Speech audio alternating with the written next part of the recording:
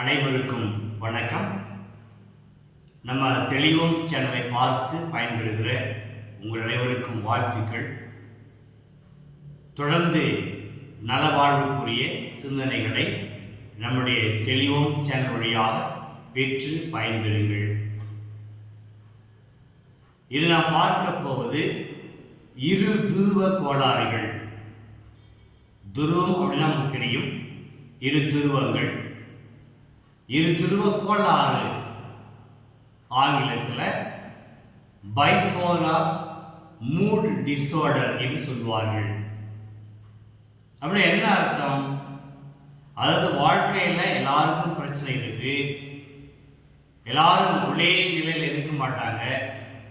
சில நேரத்தில் ரொம்ப சந்தோஷமா இருப்பாங்க, சில நேரத்தில் ரொம்ப மனசோர்வாக இருப்பாங்க. இது எல்லாமே இயல்பு, கடந்து போயிடுவாங்க. ரொம்ப சந்தோஷமாக இருக்கிறவங்க இயல்பு நிலைக்கு வருவாங்க. ரொம்ப தாழ்ந்து போகிறவங்க, சோகமாக இருக்கிறவங்க கடந்து இயல்பு நிலைக்கு வந்து தன்னுடைய அன்றாட வேலைகளை கவனிப்பார்கள், கடமையை பார்ப்பார்கள். ஆனால் ஒரு சிலருக்கு, குறிப்பாக போதையை பயன்படுத்துகின்ற நபர்களுக்கு இந்த இருதுருவ கோளாறு பிரச்சனை ரொம்பவே அதிகமாக இருக்கும். அப்படின்னு கேட்டா, ஒரு டைம் அவங்க என்ன பண்ணுவாங்க, ரொம்ப சந்தோஷமா இருப்பாங்க, ஒரு டைம் ரொம்ப கீழே போயிடுவாங்க. இயல்பாக இருக்க முடியாது. அந்த இயல்பாக இருக்க முடியலன்னா என்ன அர்த்தம்? இது மனநல பிரச்சனைக்கு கொண்டு சேர்க்கும். போதைதான் பயன்படுத்தின அவசியம் இல்லை. ஒரு சாதாரண மனிதர் அந்த உயர்ந்த உச்சகட்டமான மகிழ்ச்சிக்கு இறங்க முடியல, தாழ்வான மனதின் மேல் எழுத முடியல, ஒரு சமநிலையான வாழ்க்கை வாழ முடியலனாவே அங்கே என்னது மனநல பிரச்சனை இருக்குன்னு அர்த்தம். குறிப்பாக போதையை பயன்படுத்துகின்ற மக்களுக்கு, நபர்களுக்கு இது அதிகமாக இருக்கும். எளிதாக இந்த இருதுருவ கோளாறு பிரச்சனை அவர்களுடைய சங்கடத்துக்கு உள்ளாக்கும். சங்கடம் மட்டும் இல்லை, வாழ்க்கையில் பெரிய கஷ்டமா இருக்கும் அவங்களுக்கு. அப்ப அந்த இருதுருவ கோளாறு என்பது அந்த பித்து நிலை அல்லது மனசோர்வு, இதை ரெண்டுக்கு இடையில மாறி மாறி மாறி அவங்க தள்ளிக்கிட்டே இருக்கும். இயல்பாக இருக்க விட நார்மலாக பேசணும், சிந்திச்சோம், சிரிச்சோம் அப்படிலாம் இருக்க முடியாது. முதல் நிலையில இந்த பித்து நிலையை பார்ப்போம். இந்த பித்து நிலையில உயர்ந்த அந்த உச்சகட்டமான மகிழ்ச்சியில் இருப்பார்கள்.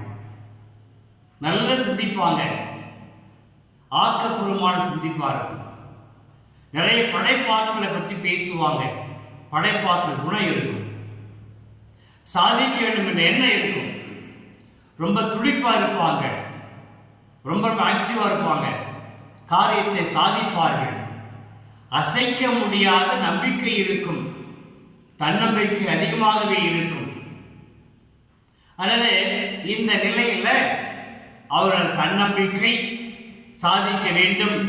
அந்த நிலையில சில நேரம் ராவு பகலா வேலை செய்வாங்க, எடுத்த முடிவை செயல்படுத்துவதற்கு. தூங்க விட மாட்டாங்க, அந்த செயலை செய்து முடிப்பார்கள், அது சிரத்தையோடு செய்து முடிப்பார்கள். இந்த நிலைதான் உயர்நிலை மனோபாவமான நிலை அப்படின்னு சொல்றோம். ஆனா என்ன பிரச்சனை கேட்டா, இந்த நிலை ரொம்ப நேரம் நீடிச்சு இருக்காது, ஒரு சில நிமிடங்கள் தான் இருக்கும். அப்புறம் அடுத்து என்ன ஆகும்? எந்த அளவுக்கு அவங்க அந்த தன்னம்பிக்கையோட இருந்தார்களோ அதற்கு எதிர்மாறாக என்ன பண்ணுவாங்க, மனசோர்வு ஏற்படும். இரண்டாவது நிலை, அந்த நிலையில மனம் சோர்ந்து போயிடுவாங்க, உடைஞ்சு போய் உட்காந்துருவாங்க, மன விரக்தி அடைந்து விடும், தன்னம்பிக்கை இழந்து விடுவார்கள். என்னத்தை செஞ்சோம், என்னத்தை சாதிச்சோம் அப்படின்ற ஒரு ஈடுபாடு இல்லாத மனநிலை இருப்பாங்க. மனசு ரொம்ப தடுமாற்றமா இருக்கும், ஒரு இடத்துல வாழ்க்கையே விரக்தியா இருக்கும். இன்னும் சொல்ல போனால் இந்த நிலையில பெரிய ஒரு ஆபத்து இருக்கு. என்ன அது ஆபத்து? தற்கொலை கூட சென்று கொண்டு போய்விடும். அப்ப 2 துருவங்களை பாருங்களேன். ஒரு துருவம் உச்சகட்டமான மகிழ்ச்சி, ஆனந்தம், சாதிக்க வேண்டும், சாதிக்கக்கூடிய அந்த தன்மை, உறக்கம் இல்லாமல் சாதிப்பது, செயல்படுவது எல்லாம் இருக்கு. ஆனா உடனடியாக வீழ்ச்சி, பெரிய வீழ்ச்சி. அந்த வீழ்ச்சியில மன விரக்தி, மன சோர்வு, தடுமாற்றம், அவநம்பிக்கை, விரக்தியின் விளிம்புல போயிடுவாங்க. எழுந்திருக்கவே முடியாது. அந்த நிலையில தற்கொலை கூட போயிடுவாங்க. இதுதான் இருதுருவ கோளாறு, அவருடைய பிரச்சனைகள். சரிங்க. இப்ப என்ன தேவை அவர்களுக்கு? அவர்களுக்கு தேவை அந்த சமநிலை, மனநிலை, சமத்துவமான மனநிலை.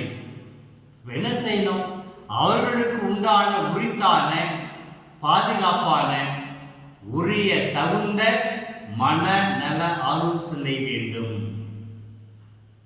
அந்த மனநல ஆலோசனையும் மனநல மருத்துவருடன் சென்று தேவைப்படுத்தப்பட்டால் அந்த மருந்து மாத்திரை வாங்கி சாப்பிட்டு ஆலோசனையை பெற்று அந்த மனநிலை சமநிலைக்கு கொண்டு வர வேண்டும். இது ஒரு நாளும் நடைபெறாது, நிகழாது. இது பெரிய ஒரு பயணம்.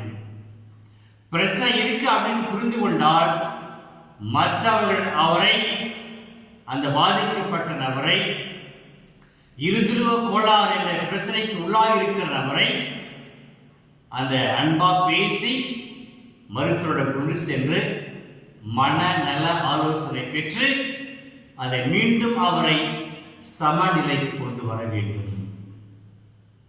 தொடர்ந்து நம்முடைய தெரியும் சேனலுக்கு ஆதரவு கொடுங்கள். ஆதரவு கொடுக்கின்ற நல்ல உள்ளங்களுக்கு நன்றிகள். தொடர்ந்து இந்த நல்ல செய்தியை பிறருக்கு எடுத்து சொல்லுங்கள். நீங்களும் நலம் பெறுங்கள், வளம் பெறுங்கள், பிறரையும் நலம் பெற செய்யுங்கள், அவர்களின் வாழ்க்கையை வளப்படுத்துங்கள். மீண்டும் சந்திப்போம். நன்றி, வணக்கம்.